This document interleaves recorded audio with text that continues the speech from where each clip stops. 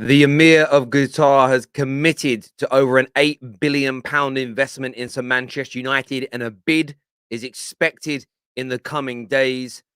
The Qatari outfit believe their bid will blow all competition out of the water, and they have a genuine, deep-rooted desire to be the owners of Manchester United, of course, the biggest and most commercial club in the world.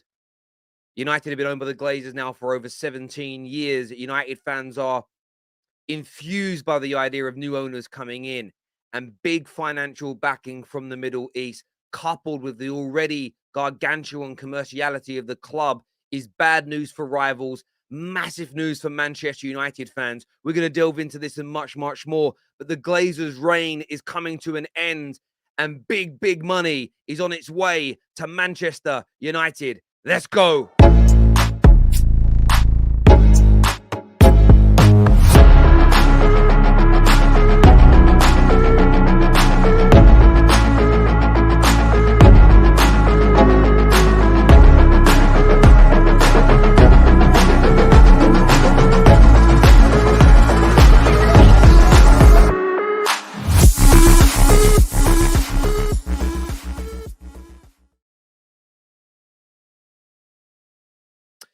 Qatar investors will bid for Manchester United within days and are confident of blowing any competition out of the water.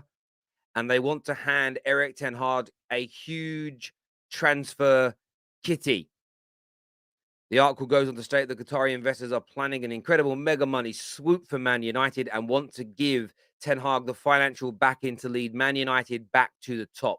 Sources have disclosed a group of private, high wealth individuals based in the oil-rich state, buoyed by Qatar hosting the World Cup, have set their sights on the club they view as the football's crown jewels. They will make an offer for Man United in the coming days ahead of the mid-February deadline set by the Glazers, and are confident their bid will blow competition out of the water. This is big, big news for the whole of football. United fans are, of course, going to be excited at the idea, not just of an endless supply of money that potential new owners of the club have got, but of course, the idea of the Glazers leaving. For rival fans, laughing at Man United's ownership, the wasting of money, the hemorrhaging of spending on failing projects, a terrible board, and 10 years of absolute, yes, 3 trophies won, but 10 years since Fergie of an absolute travesty, a travesty of the way the club was run.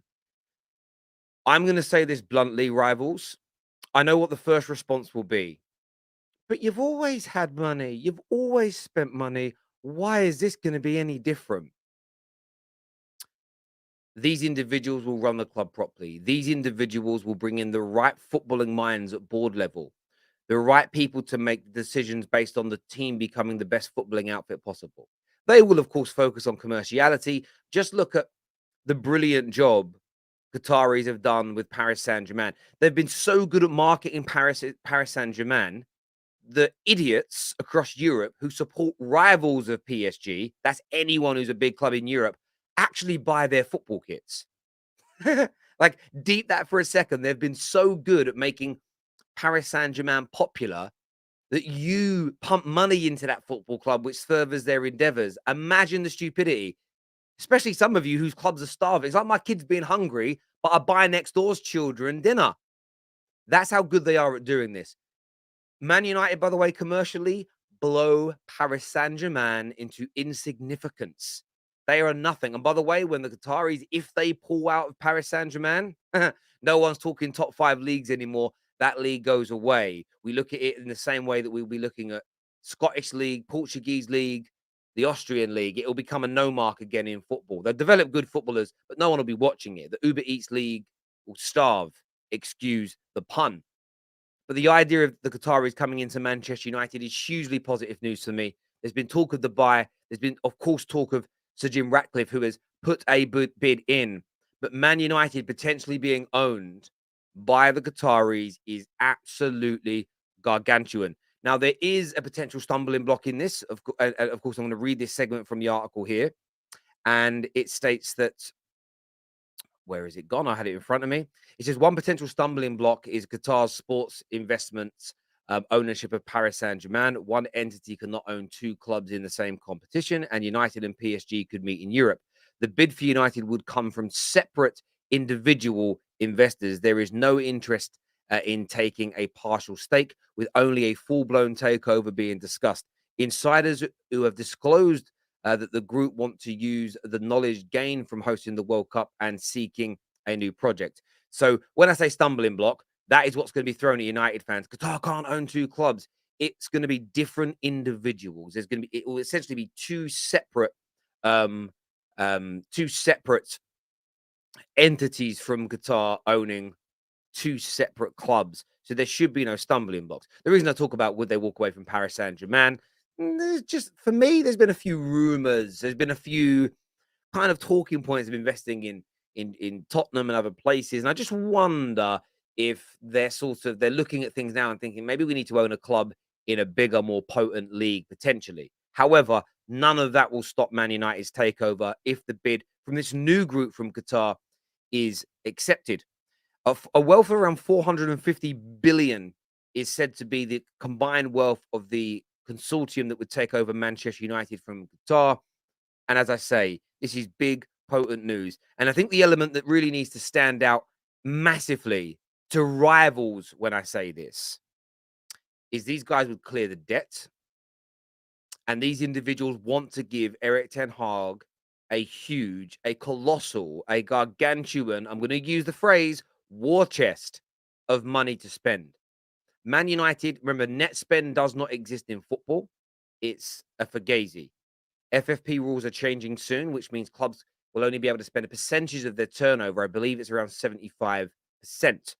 Manchester United's turnover will not change in the first instance. However, being debt-free and no dividends being taken puts an extra 100 to 150 million pounds a year into the potential transfer spend and wage capacity of the club. On top of that, over 100 million pounds will instantly be invested by the owners towards those transfers, and other tens of, if not hundreds of millions of pounds can be invested into the club towards wages and then the infrastructure and development of the stadium. All of this enabling the club to go from spending on average what we do now, 150 to 200 million, to somewhere in the region of 350 million pound per summer, and that is cash. That does not include paying for transfers via amortization, meaning you could increase your spend to 5, 6, 7, 800 million in the first year and spread those costs over a 5 to 6 year period. And of course, slow that spending down as your squad is built. On top of this, the Qataris will look to bring in external investment. And with a fan base the size of Manchester United's, with a commercial arm that is already very, very strong, the Qataris will be able to queue up huge huge commercial deals that will organically boost the transfer revenue of the club. There is also talk of expanding the stadium to a near on 100,000 seater, growing the capacity by circa 24,000 seats, meaning millions of pounds more of income generated on match day revenue. With many Man United fans, including myself, then willing to return. Of course, funding the Glazers for me has always been seen as a bad thing to do. I respect what the people look at it a different way, but of course, the Glazers are selling because the money is now run out. But with an extra 24 to 25,000 people there on match days, brand new commercial deals, direct investment from billionaire owners, and the debt and dividends that have taken over £2 billion out of this football club in the past two decades, Manchester United will not just be a powerhouse that we already are. We will become the most financially strong powerhouse with no debt on planet Earth, with no risk, by the way, of having to falsify documents to prove our new income. This is the kind of bid Man United fans should be praying for. This is the type of takeover rivals should be absolutely petrified of. Petrified of. Because if this happens, Man United will be back. There is no way that they create a bad board. There is no chance on hell that they don't run the club properly. They want a long-term project. I was at the Qatar World Cup.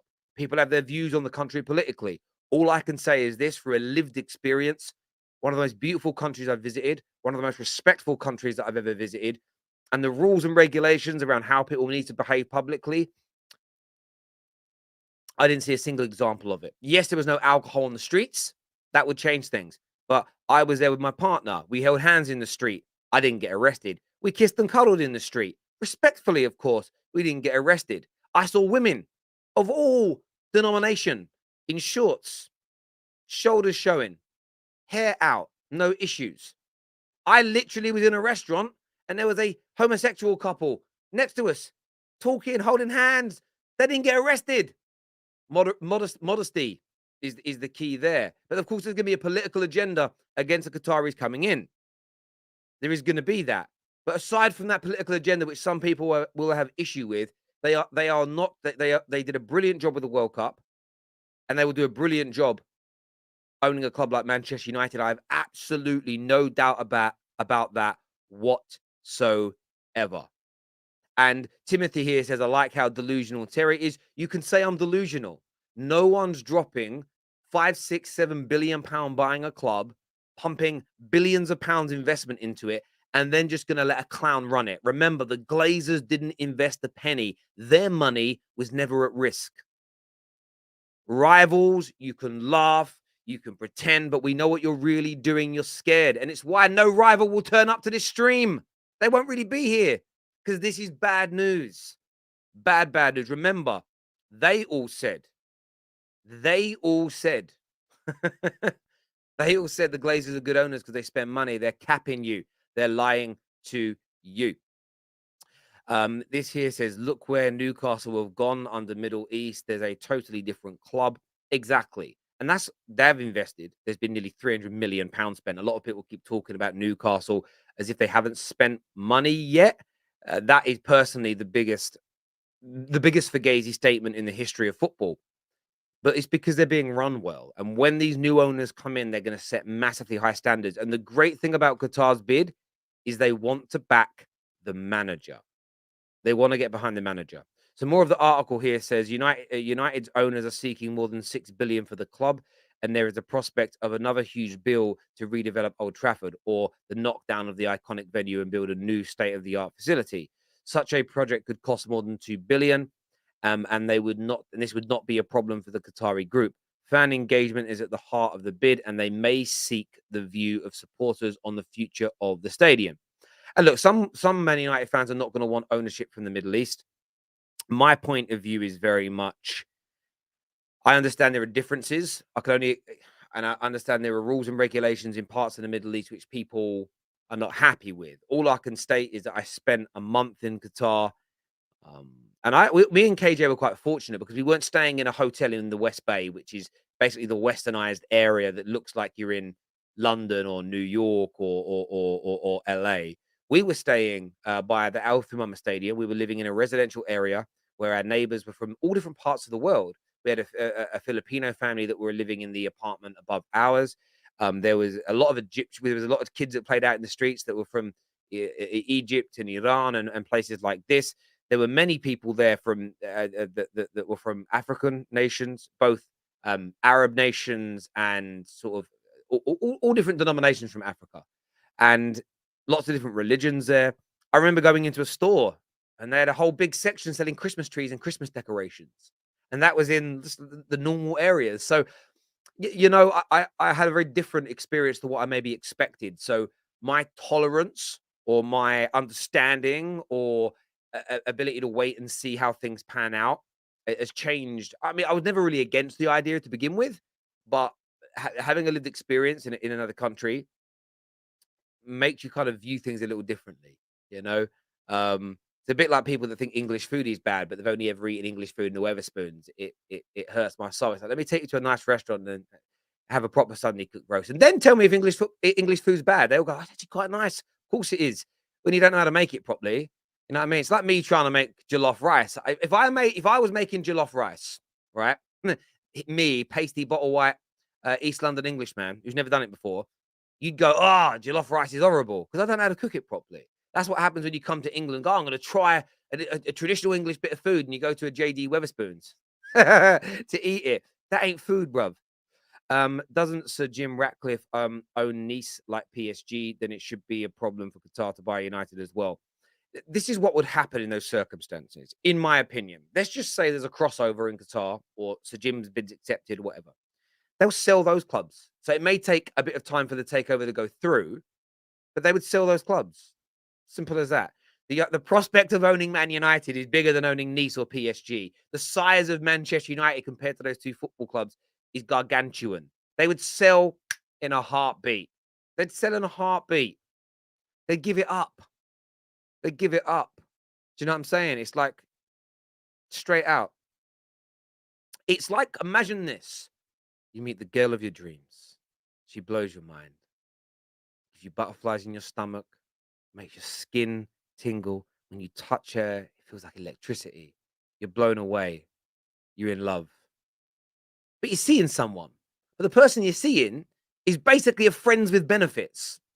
They're cool. You enjoy the time with them, a little Netflix and chill, but you're dropping them like a bad habit. It's like, yo, yeah, we're done with this now. I'm moving on. And you'll feel no guilt. This is what it is. It'll be see you later. They're not in love with PSG. Radcliffe don't love Nice. Friends with benefits. Friends with benefits. Friends with benefits. This super chat here from Sir Alan says they can't buy United as they own PSG, and you can't have two teams in the Champions League owned by the same people. If you read the article, it's already stated that it's seen as a stumbling block, but it's a different group of Qatari investors. So, my bro, I appreciate the super chat and I appreciate the donation, but it's not a problem. It ain't a problem, baby. There's no problem here. I love it. Read the article or listen to the stream. I love it. I knew that was coming. As long as these guys do things legitimately and don't follow the city accusations ways of doing things, then I'm here for it. And do you know what, Red Devil Down Under? That's my logic too. As long as they are not lying, as long as they are not cheating, falsifying documents, paying anybody off the side of their desk, we're fine. But remember, the only reason City had to allegedly cheat, and by the way, we got more leaked emails later. Some of these emails that I've been sent, it's I did. You remember the mum from the Nutty Professor? And she's like, Hercules, Hercules. That was me. That was me last night. I was sitting there clapping my hands together. Can't wait to share that to you all later on today. But yeah, Man United don't need to cheat because we already have the revenue. It's real. We have the fan base. We're dying on our ass as a football club, and we still sell 3 times as many shirts per season as City. Done. You are on one today, Terry, at work laughing. Listen, African Giant, my brother, I'm in a good mood. 17 years I've been protesting against the Glazers. I'm one of a very few group of Man United fans, maybe only anywhere between 5 to 10,000 of us, that's completely cut ties financially with the club because we all knew that financially backing the club was what was going to keep the Glazers here. As soon as they've run out of money and there's like no money left in the club to spend, because remember, transfers are paid by amortization. So when you keep spending big year in, year out, you get to a point at the end where if it doesn't work and you need to spend more, there's nothing left. You're Ian Build. So the Glazers have seen the going price in the market of clubs. They know there's potential owners out there. There's no money to even take dividends with anymore. And if they stop taking dividends and the club can't invest in players, do you know what will happen to the valuation of the club? It goes down. The valuation drops. The irony in it is this: they're going to sell now because they're at risk of the valuation dropping, because there's no more cash to take out the club, which means that the business is then failing, which means they lose money. So when I've been sitting here for 17 years saying, guys, we've got to pull our cash, because if we pull the cash and we drop the value of the club, they'll sell instantly. Nah, Terry, it will never work. Well, it has worked. It's just happened an organic way over 17 years. If we'd have used our noddles, used our little brains, and pulled our money away a decade ago, they'd already be gone. It's like, do you know how I know I was right? People that care about money react when they lose money. It's what people that love money do. I love money. If I started losing money, I'd change. Why can't some Qataris purchase Arsenal? Seems like the Premier League will turn into Pocket Warriors League. But you've got to remember with Manchester United, it's going to be very different to what we saw with Roman in the early days and what we saw with City forever, but City in the first few days. They can't just come in and go, there's £1 billion to spend on transfers. They still have to comply with financial fair play, which means you can only spend a percentage of your direct organic turnover. They can invest money. It's around 100 million pounds every 3 years. Every owner in the Premier League can afford to do that. There is no advantage between having an owner with 3 billion and an owner with 30 billion if that owner with 30 billion with 3 billion is willing to invest their own money. The only difference is the big clubs have a much higher organic turnover due to a larger fan base.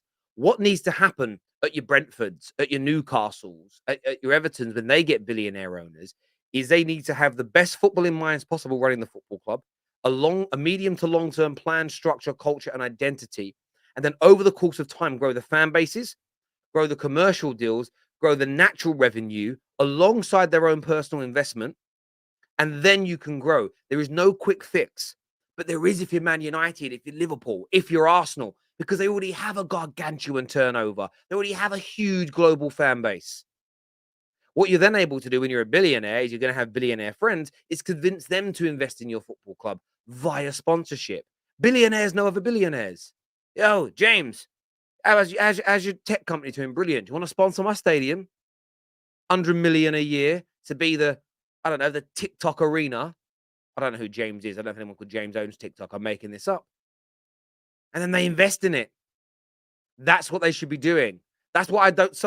That's why certain other billionaire owners, they're not in it for the right reasons. Because why are they not using their influence in around the world to bring in genuine sponsors that boost the revenues of their clubs? They spend willy nilly for 4 or 5 years and then stop and nearly go out of business, like the Aston Villas. Look what's going on at Everton right now. That's why an element of FFP regulation is needed.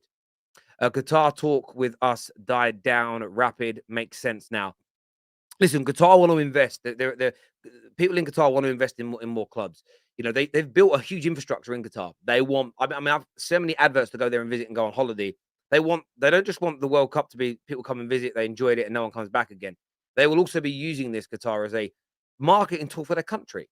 Because I'm telling you now, visit Qatar will be over shirts. Everything connected to Man United will be encouraging people to go to that part of the world. And as I say, like we were there and we had to work. Some beautiful parts. There's some great things to do. And I actually think, do you know what? If they keep investing in their nation, it is a great place for family holidays. Because you know what you don't get there?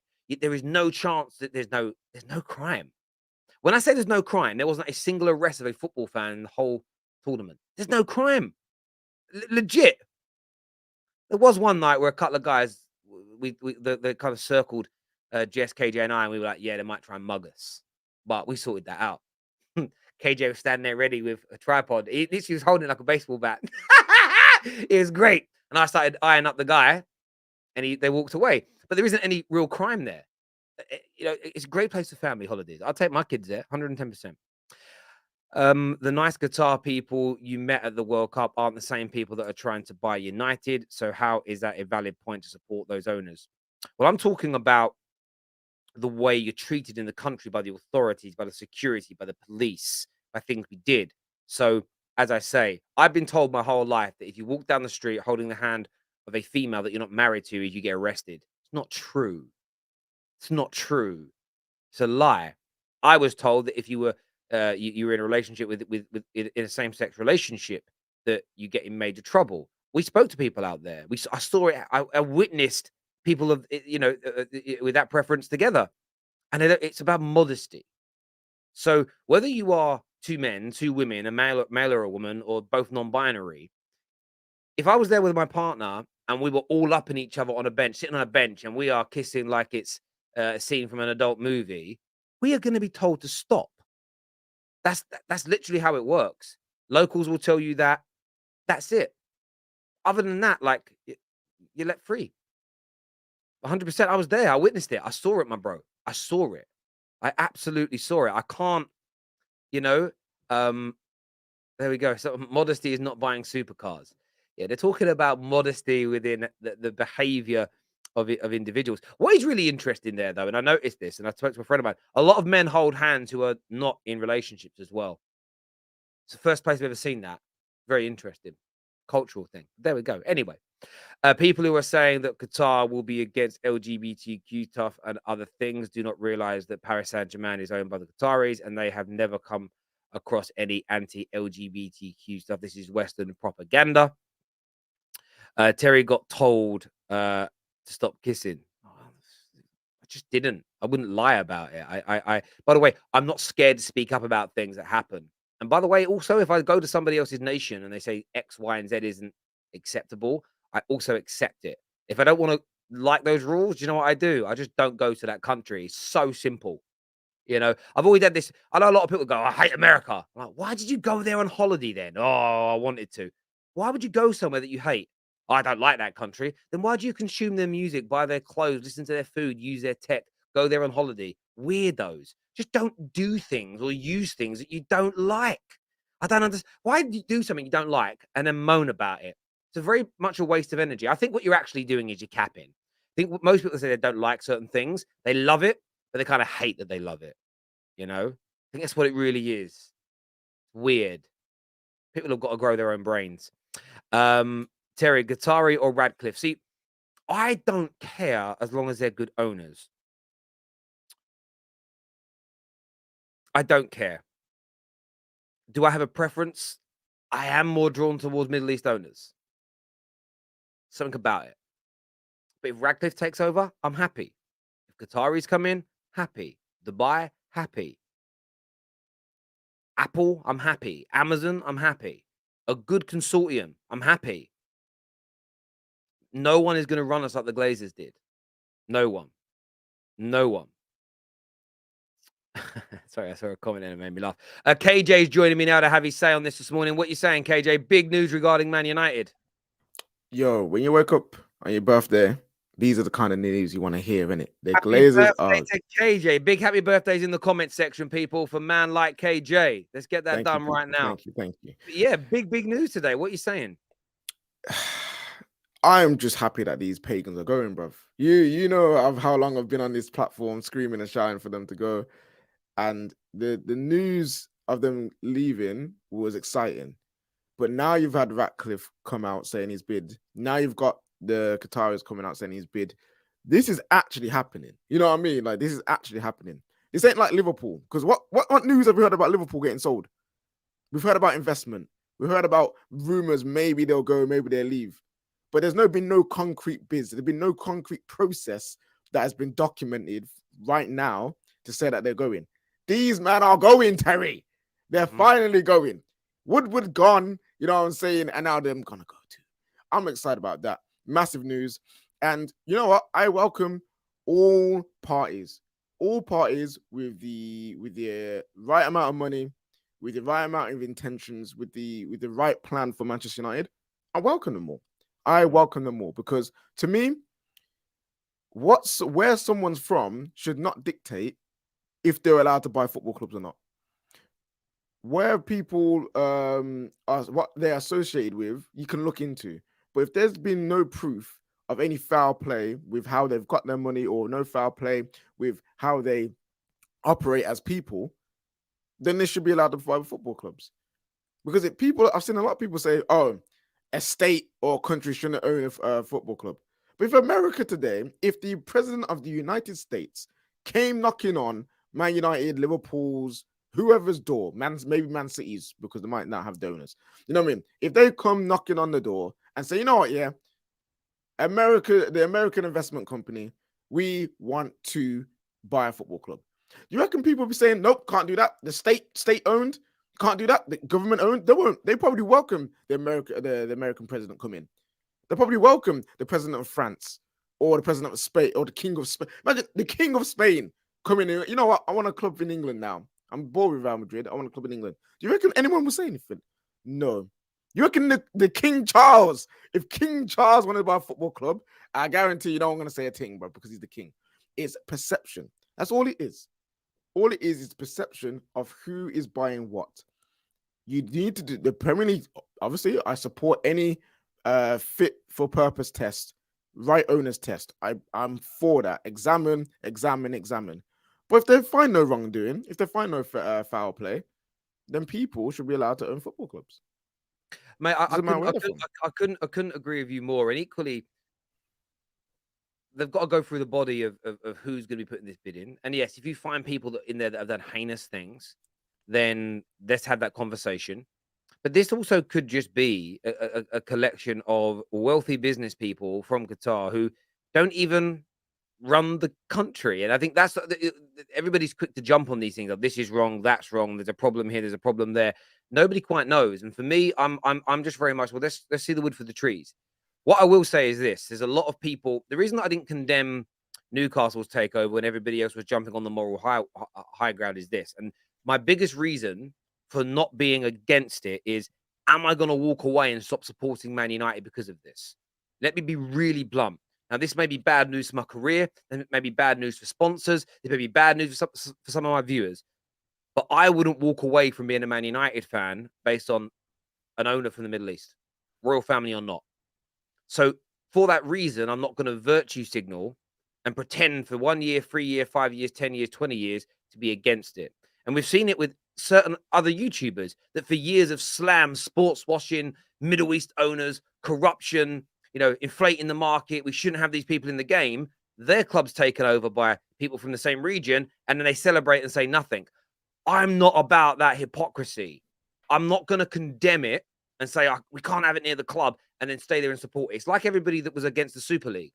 And Joel Bayer said this to me on a stream, not personally, just in general. And I was like, I'm annoyed about it. And then he said, but are you guys going to stop covering it on your YouTube channels? And I just went, no, I'm not.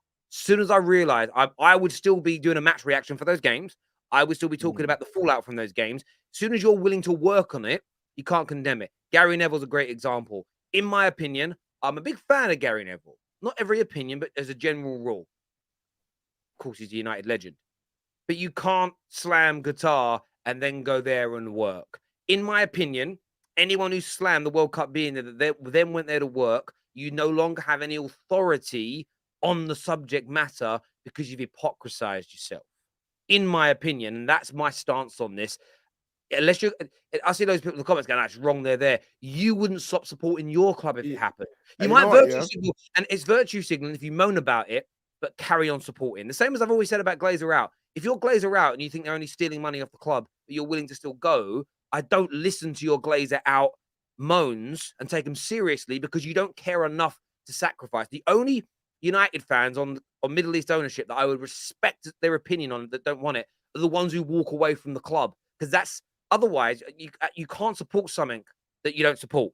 If you support it and you still give your money and you buy the shirts, I don't care how much you dislike it, you're supporting it. So just shut your moaning up and get on with it. And you know what, yeah? If you look at what Man City's owners have done for the area, if you look what Newcastle's owners are planning to do for the area, you're telling me that you wouldn't want someone to come in, invest in your football club and the community just because where they're from. Imagine if look at the Glazers. They've been here for how many years? How much, really and truly, how much of Manchester have they redeveloped? Around the area of Old Trafford, Salford, Withenshaw, like all these areas that Man United get talent from. Stockport. What have they done? They've done nothing. But that's okay. Yes, we're upset about them taking money from the club. But no one complains about that.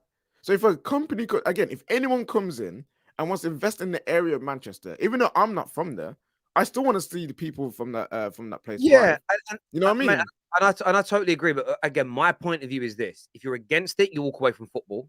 You walk away from Man United. If you're not going to walk away, shut your fucking mouth, because otherwise you're just a hypocrite. If you're against something, if you're listen, if you do 5 minutes research into how batteries are put into laptops, into iPhones, into computers, just go and research how and where they're sourced from. And if you're against it, give it up. But my view is, I know how they're found. I think it's wrong. But am I willing to stop using a smartphone? Am I willing to give this up? No. So I'm not going to go on the internet and moan about it because you're a hypocrite. I hate how Amazon delivery drivers are treated. Well, have you cancelled Amazon Prime? No. Then shut your mouth. Take action or keep quiet. That's my view. On a more positive note, I'm going to go to some super chats first, actually. This here says, Sam for sure isn't happy with this news. Listen, he is sweating. This is the thing. Liverpool have got interest in people buying them. But I've felt all along, no one's going to put in serious bids into Liverpool until after Man United is sold, because they're going to want to buy Man United first because it's more of a sure thing. Liverpool fan here says, we're not getting sold. You will, in my opinion. Terry, I'm starting. You don't think they will? I think they get investment, Maybe. think they get investment. That would be an interesting one. Vincent Clark, thank you for becoming a brand new member of the Terrace. Play the music for you, my friend. Thank you, thank you, thank you, thank you. I really do appreciate that. And I'm sorry for getting annoyed, right? But I like this comment. You can't have selective morality. And that's exactly it. So me, as a 37-year-old man, if I'm against something, I do not participate in any way, shape, or form unless I have to legally. Outside of that, I keep my mouth shut. If you're not, I don't like virtue signaling. Oh, look at me. I'm tweeting how outraged I am about something, but then you participate in it. As soon as you participate in it, you're part of the problem. Do you know what I'm saying? Like it's so shush, hush your gums. Generally, I would welcome Sir Ratcliffe or competent American investors. But the main reason I want Middle East takeover is if we don't, then someone else will. That means strengthen our rivals. And again, that's great logic. That's great logic on this. Great logic indeed. I just, this is not to try and, but Stockton, what is it about Sir Ratcliffe and all competent American owners that you really want? You know what I mean? Just what makes it your preference? That's all I like to know, because people in our Man United group chat have told me why they would rather want like Ratcliffe and stuff. I've been like, yeah, cool. You know what I mean? Like, Yeah, I just want to know why. Yeah, let us know why you think that. I want to say thank you to Cal becoming an official member of the Football Terrace there. I really do. We always appreciate the donations and the investments that you guys put into us. It means a great deal. He's become a squad member. So thank you very, very much indeed. This super chat here says, as an Arsenal fan, good news for United and bad news for other clubs. Ten Hag is so amazing job with less money. And he's going to have a lot of money. So the man, I mean, look, £200 million was spent year one. But you see what happens with Man United because of failed projects in the past. What we couldn't do is go out in January and buy the real striker that we wanted. You know, we want Declan Rice. Man United with Qatari owners would have bought Declan Rice in January. Man United with Qatari owners would have bought Usherman, would have bought Vlahovic, would have bought Kane in January. That will be the difference. And with Man United, we've earned this. And I don't mean it like we deserve it more than anybody else. I'm talking about the simple fact that Man United have built this fan base up and this income for years. The reason that we haven't been able to, that the income is drying up is because the Glazers have taken it out in dividends or they've hemorrhaged it on failed projects before. So, yeah, you're absolutely right. This is bad news for everybody. On a footballing front, KJ. Oh, actually, sorry, we've got another one here. Thank you very much to my guy who's become an academy member of the Football Terrace. Thank you very, very much indeed. I wanted to ask you about the footballing side of things here, because obviously everyone talks about the political side, the morality side, the money side. How good from a footballing aspect do you think this is for Manchester United? This is what we've been needed. We've been needing this kind of investment for years now, and it's not just we get to spend more money; it's how we spend the money. What I'm looking forward to, it's the restructure. Well, the club has already started to restructure, but bringing in more people to support who's already there. It's moving out. If the people are already there get this no money, waste it, they will be moved on. Instead of a Woodward being here for 10 plus years after wasting money year after year after year and staying here, if you waste the money for like, I could imagine like 3 years in a row, they'll be like, okay, cool, you're not good enough, clearly. You need to go. That stuff right there is what I'm going to be here for. Players won't be just here. Phil Jones won't exist anymore at this football club because owners who are competent, who are wanting to win and not seeing it as a cash cow will be like, wait, we've got a player here on 75k to 100k a week, hasn't played regular football for 4 or 5 years. Why is he here? He needs to go. So that's what I'm looking forward to. And Erik ten Hag, with that kind of backing, I'm telling you now, he is, I've said it before and I'll say it again, he is a special manager. I can see it, I feel it, I believe it. And with him having these kind of resources, we can be challenging year after year after year. And the beautiful thing is,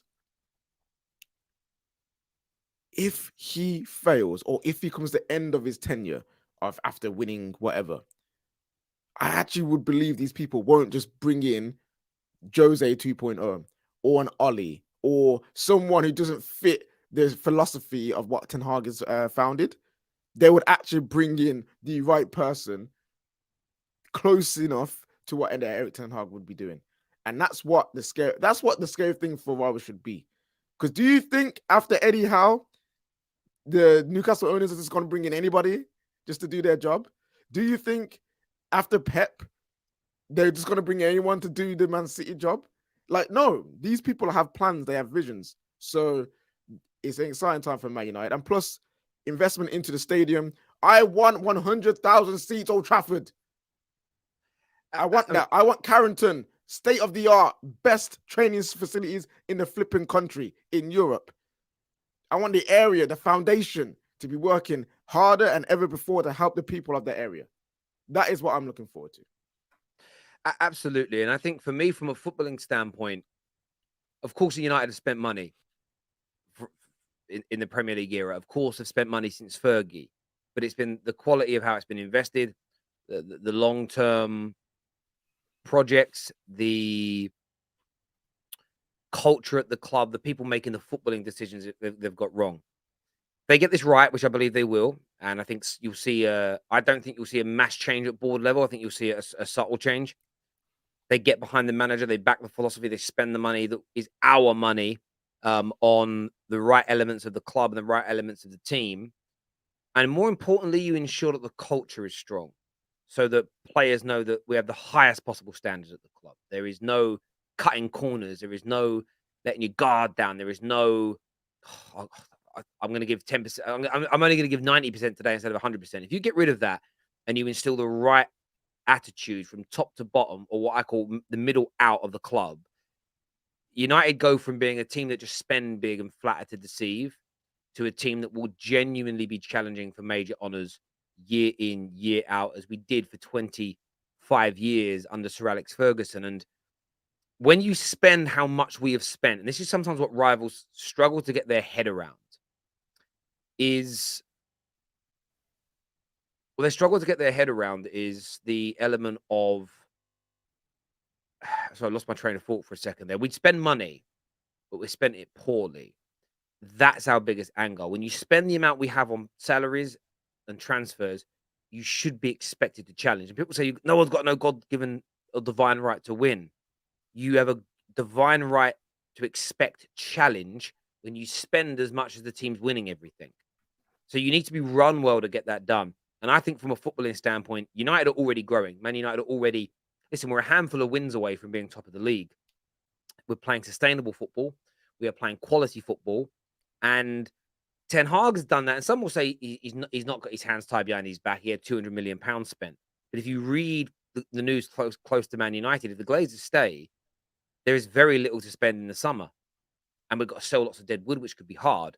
And we struggle to sell players at Manchester United. And we're still going to have to scrimp and scrape and not be able to get exactly who we want if these guys stay. And I think that there is the key. I'm very excited about the future of Manchester United with these individuals coming in. Ten Hag being fully backed on and off the pitch, financially, and more importantly, in terms of the support, the structure and the culture at the club. Man United will get back to winning Prems. Man United will go on to win their fourth, maybe their fifth, maybe their sixth Champions League under an ownership group like this. And I'm very, very, very excited about it indeed. This comment here from Aaron says, Terry, your fans are the biggest flip-flops. Middle East investment is okay now. Again, some fans definitely are going to look stupid here, where they probably condemned the Saudis at Newcastle and they condemned the Abu Dhabis at City and are now celebrating. They're idiots. You'd also have some, though, that will say that the kind of sugar daddy approach of spending money that your club doesn't actually turn over and own is wrong. And so a lot of people did have an issue with the way the Romans and the Sheikhs could spend before FFP. That's very different from Manchester United because it simply isn't going to happen. The same as with Newcastle. I remember sitting there and people were like, oh, Newcastle will spend £1 billion a year. I did nearly put my head for a plate glass window. Like, you can't do that. This here says, welcome to Old Trafford. Today's attendance is 95,000. Listen, I would love to hear, today's attendance, ladies and gentlemen, 101,000. Something like that. Just growing up as a kid, like there's a few stadiums that are near our size now. They're nearer to the 75,000 mark. But as a kid, I used to always enjoy, and this is kid banter for kids, when, what was your attendance this week? 37,000. What was yours? 40,000. What was mine? 75,000. It just feels in the playground saying, your club's dead. Why? We've got the biggest stadium in the country, bruv. You know what I'm saying? Any party interested in United obviously would have the capacity to invest in our club infrastructure.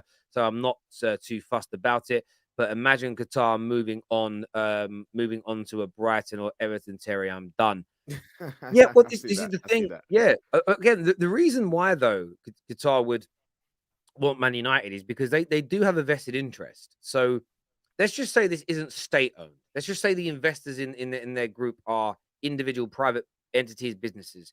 They also want to use Man United's global reach as a way of furthering their endeavors. So their own, their investment companies, their businesses, their telecommunication companies, maybe tourism to Qatar. This is what they want to push. There are and people will do it. People are loyal like this. I worked in Stockport in Manchester, and Man City fans would not take out Vodafone contracts because they at the time were sponsors of Man United. They were Man United fans who would only have Vodafone because they see it as support in the football club and the endeavors. So when people are flying off to and how many people fly to the Middle East every year, especially Dubai? Everyone, right? Qatar, it feels to me. I went out in West Bay. Qatar want to create their own version of that, Nah, right? they're trying. Yeah, they're They're trying. They're trying. trying. Yeah. What better way to do it? Imagine you pump that element of Qatar into the mind's eye of millions of Man United fans. That will attract them to go there. It was oh, we'll go Qatar, we'll go Qatar, we'll go Qatar because you're going to see it. It's going to be there. It's going to be front and center. That's also part of that's why United are a much bigger option for them than a Brighton because there's more eyeballs on you. It's as simple as that. Yeah, and then I know that's a part of people say, but that's a part of sports washing. They're trying to cover up their make them seem like, yeah, but if anyone sponsoring a football team or sports team to bring bring service and people to their business, everyone's sports washing. You know what I mean? Everyone is sports washing. My view on things is me and Jess were standing there one night waiting for an Uber, and some local guys spoke to us, and you could always tell out there, and I mean this with respect, who the born and bred Qataris were versus who was working and living there. There was no matter how much money the people had that were living it, there was a fundamental difference in just the swagger of the locals, right? And you could also just tell just by looking at them, like, yeah, he got money, he got money, he got money. It was a good, it was a fun thing to see. And you see them go get in their car, getting into like 200 grand G wagons and stuff, just random. You know what I mean? But anyway, and I remember him saying, like, what do you think make of the country? How do you feel you've been treated? And we had these conversations. But he also alluded to the fact that they are learning. So he was like, this is the first time I've really been around and spoke to this many Europeans. He went, especially the English. And he went, my perception of you all was X, Y, and Z. And he was like, most of you are not like that. That's also how, for me, the one way you solve a lot of the world's problems societal wise is education and integration. How do you create education and integration? Well, you bring people together. So there's an element here of if more people start to visit Qatar, both sides of the fence learn more about each other, become more tolerant of each other, more accepting, and you will then see rules, laws, regulations, maybe some older traditions soften slightly as long as they are respected. And I think for me, there are lots of good to come out of this as well. And I think that the fact is, and my view is this, we're not going to be able to stop it. So my view is if you can't stop something, then why don't we try to make the best out of it instead of just moaning about something that can't be stopped? That's just my nature as a person. So yeah, All I'm not I'm going saying to is people want selective diversity. They want diversity when it suits them. You know what I mean? That's all I'm saying. Yeah, no, I hear you. Dante says, good luck, United. You deserve this. You've been stuck in the past for decades. I hope we get the Arsenal United rivalry back like it used to be. Thank you, Dante. I hope the same thing as well. Thank you to my guy here. How do you pronounce that name? Is it Aditya? I would have said Aditya, yeah. Yeah, that's that read. I might be saying it wrong. Yeah, I could be saying it very wrong as well. This here says it seems like the next decade, the next big rivalry will be Newcastle and United. Ironically, and it starts at the end of the month. Well, equally, this was actually the first big rivalry in Premier League history, Man United versus Newcastle. I'm gonna love it if we beat them. Love it. Yeah, it was. It was the first one. It could be it could be the new one again. You know, they say old, all that's old becomes new again, fashion wise. So that could definitely happen. We've got Pav who's going to join us on the line now to have his say. How you doing, Pav? I'm good. I'm good. Firstly, happy birthday, KJ. Hope you enjoy.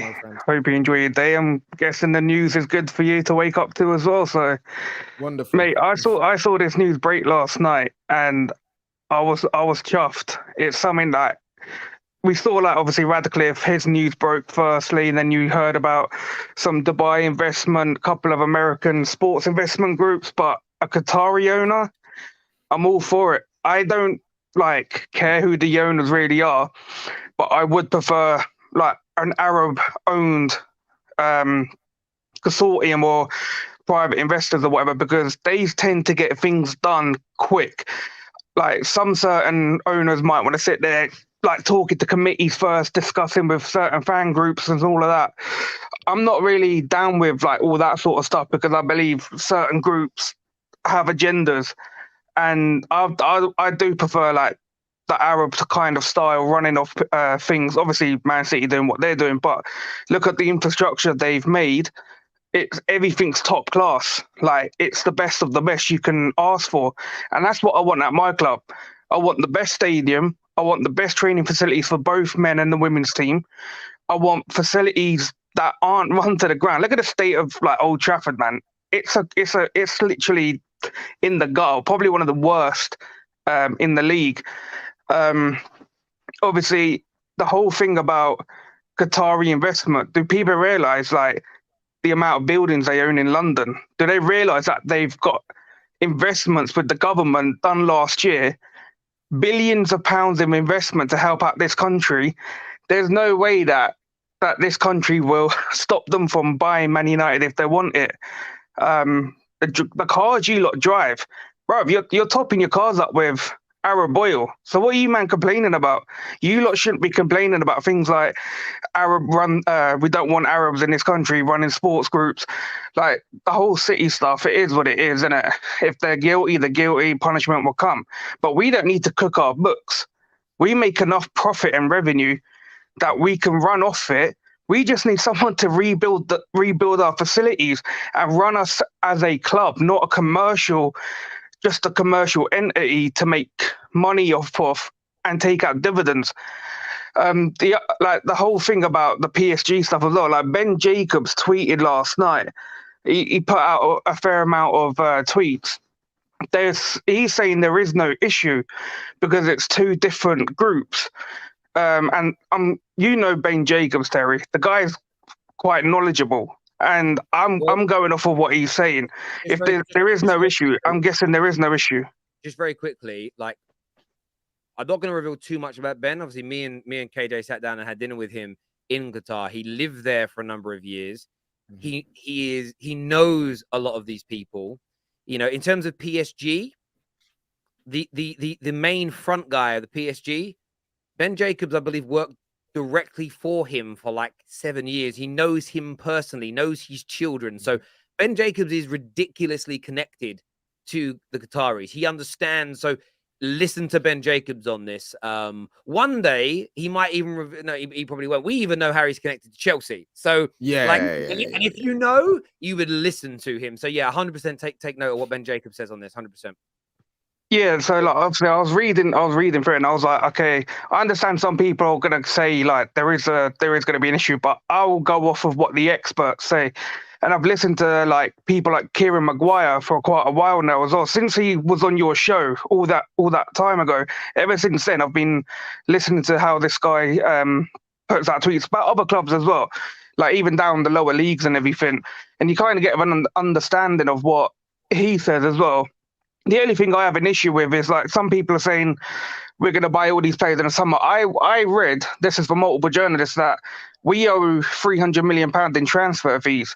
And from what they say, we can only pay that off with the club revenue, not like we can't have the new owners and clear that. So that's something obviously that needs to be cleared up. Oh, Pav, apparently you can make a business that's located in the post box. Oh yeah, yeah. and, Oh yeah, they yeah. can Some sponsor next, us, innit? some And next grandma sitting there knitting some yeah. Yeah, clothing and stuff like that. Yeah, I get you. I think, Pav, I hear what you're saying. I think, look, there's loads of things around it.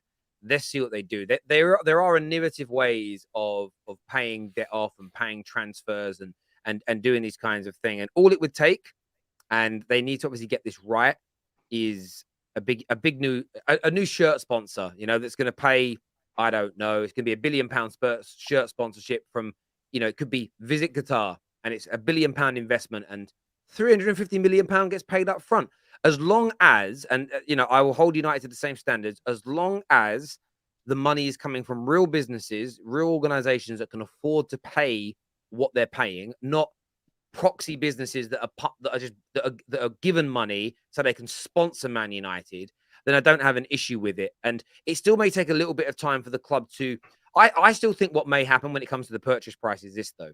I still think what they may be able to negotiate in is we'll pay $6 billion, because remember, they can pay whatever they want for it. There could be a way of them saying, right, we'll pay you $7 billion, but we want all the debts paid off first as part of that. That's how I would personally do it. They can't come in and own it and pay it all off. But if they do a deal with the Glazers and say, we'll pay you $7 billion, but then you pay those debts off, that's the same equivalent. So for me, I would be very intrigued to see what the makeup of the sale price includes, what gets paid off, what gets done. So there'll be more than one way to skin a cat with this. But you're right. They can't just come in and pay off that debt. And that £350 million of debt is there because of amortization.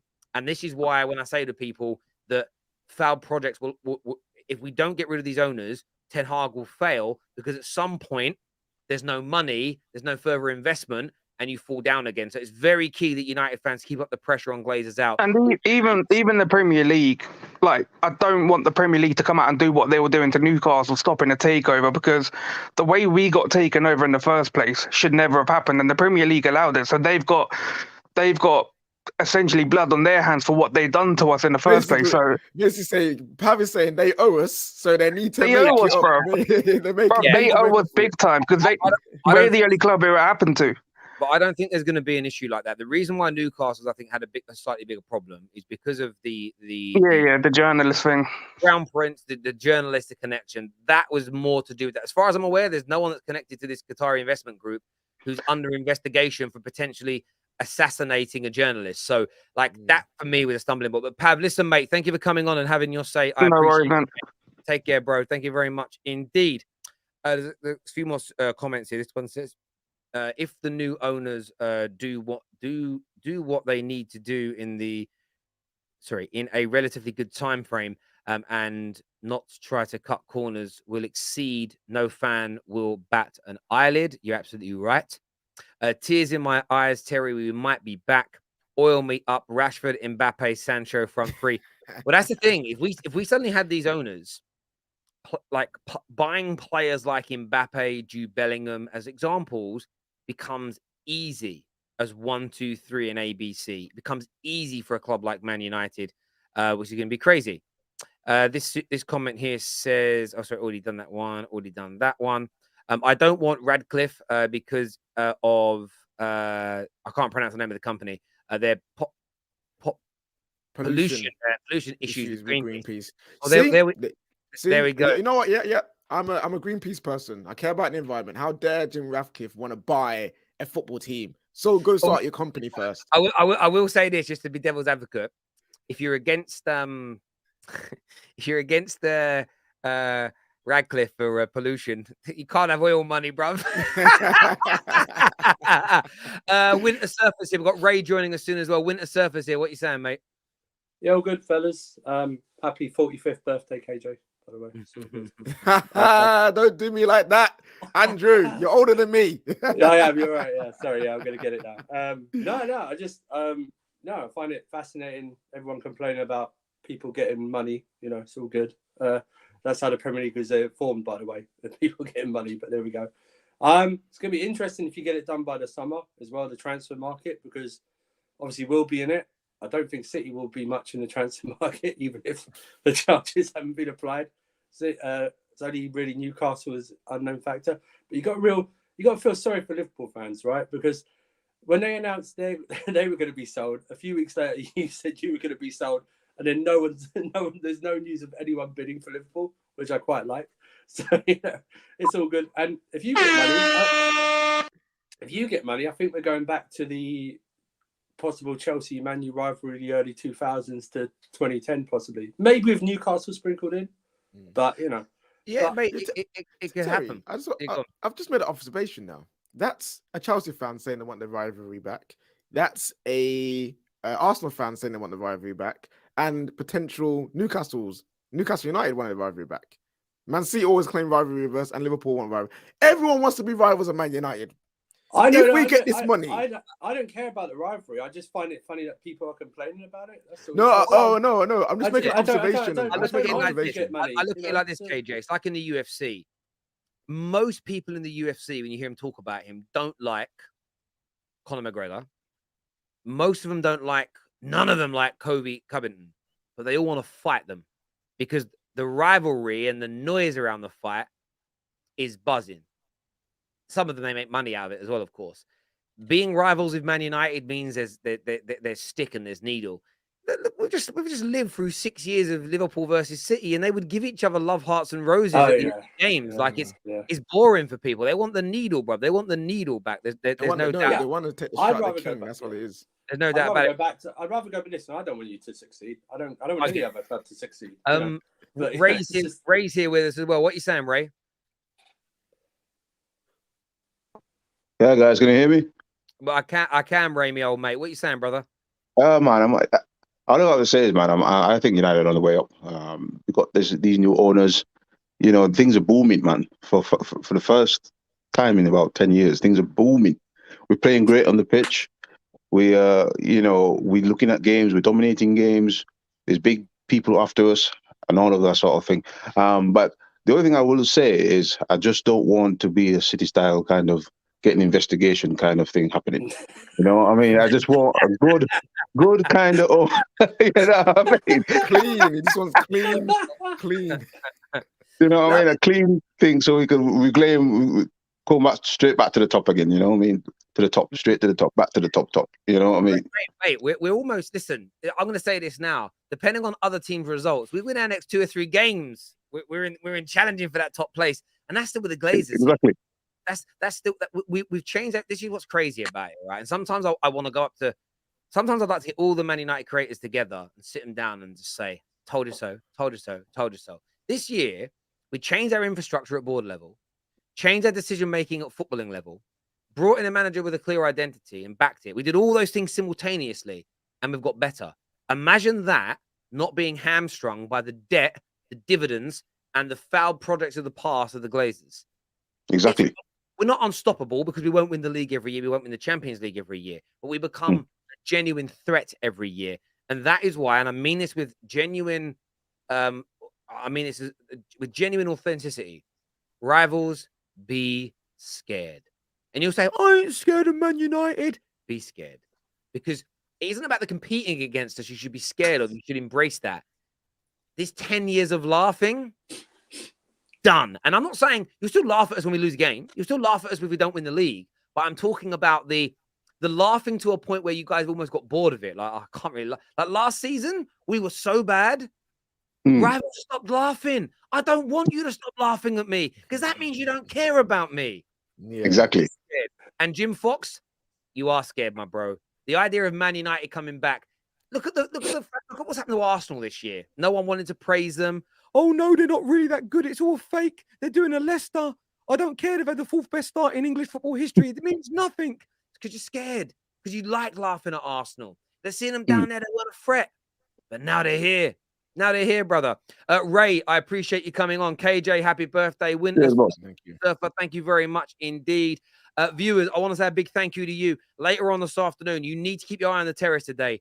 Big City news dropping. I have genuine leaked. These leaked emails are a madness. If you thought yesterday's were bad, you wait until you see these. You wait until you see these goddamn emails. That's going to be out later this afternoon. Tonight, Leeds versus Manchester United match reaction. And by the way, if you haven't signed up, easy for us to stream it because of our VPN connection. So I'm looking forward to it. I can't wait. Later, until next time, people, you take care of yourselves. Goodbye. God bless. And we'll see you all again very, very soon.